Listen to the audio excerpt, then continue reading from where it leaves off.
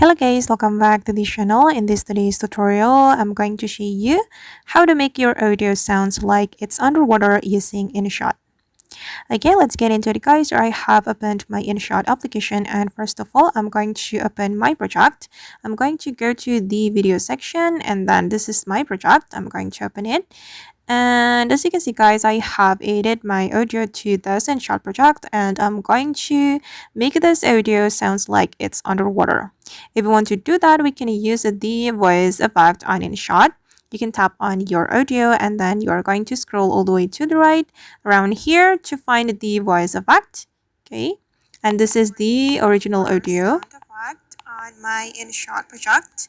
Okay, and if we want to apply the underwater effect, we can scroll all the way to the right, and you can click on this icon to create the underwater effect.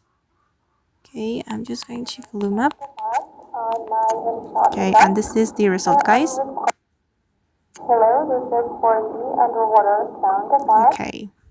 Alright guys, and that's all the way to make our audio sounds like it's underwater using InShot. I hope this video will be useful for you. Thank you so much for watching, and see you in the next video.